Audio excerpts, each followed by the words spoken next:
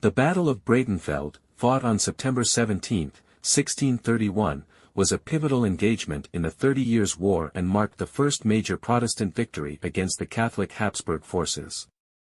It was fought near Leipzig, in the electorate of Saxony, between the combined Swedish and Saxon armies under King Gustavus Adolphus of Sweden and the Catholic League's forces commanded by General Johann Tserclaes, Count of Tilly. This battle was significant not only for its immediate military impact but also for the way it showcased Gustavus Adolphus' revolutionary military tactics, which would influence European warfare for generations. Before the battle, the 30 Years' War had largely been dominated by the Catholic Habsburg forces, and Tilly had recently devastated the Protestant stronghold of Magdeburg in May 1631, massacring its population in one of the war's most infamous atrocities. This act galvanized Protestant resistance, and Gustavus Adolphus, who had brought Sweden into the war in 1630, saw an opportunity to challenge the Catholic League's dominance in Germany. He formed an alliance with John George I of Saxony, whose army, though numerically significant, was inexperienced compared to the Swedish and Imperial forces. As Tilly advanced into Saxony, the Protestant allies decided to make a stand at Breitenfeld. The battle began with the Catholic League forces holding a strong central position. Tilly's army was well disciplined and followed the traditional tercio formations, which relied on dense infantry squares of pikemen and musketeers supported by cavalry. Gustavus Adolphus, however, introduced a more modern and flexible approach, using smaller, highly maneuverable infantry brigades supported by mobile artillery and cavalry. The Protestant army was deployed with the Saxons on the left flank, the Swedes in the center and right, and a reserve force positioned behind them. The Catholic League, believing in their numerical and tactical superiority, moved to attack. Early in the battle, Tilly's forces launched a devastating assault on the inexperienced Saxons, who quickly broke and fled the battlefield, leaving the Swedish army exposed on the left. This moment seemed to signal an easy Catholic victory, but Gustavus Adolphus demonstrated exceptional leadership by maintaining the cohesion of his forces.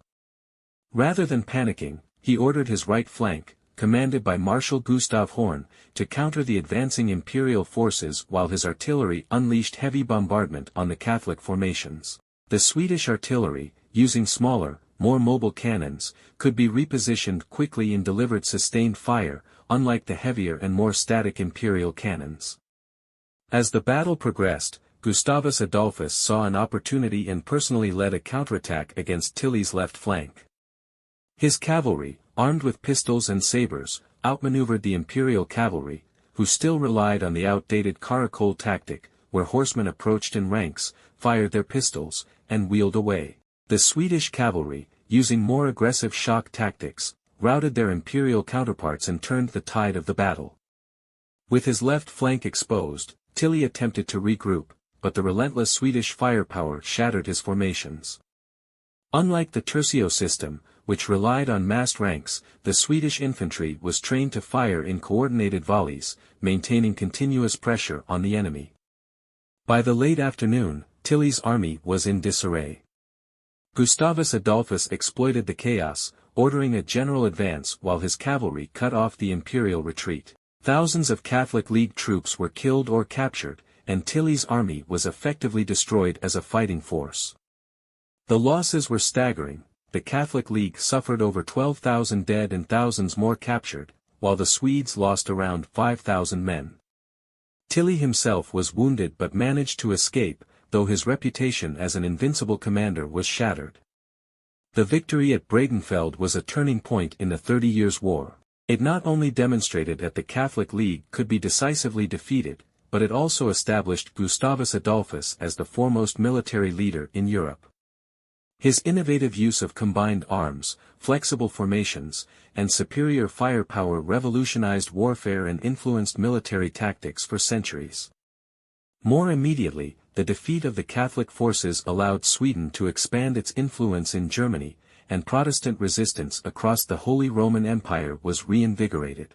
With this victory, Gustavus Adolphus cemented Sweden's role as a dominant power in the conflict, setting the stage for further campaigns that would continue to reshape the course of European history.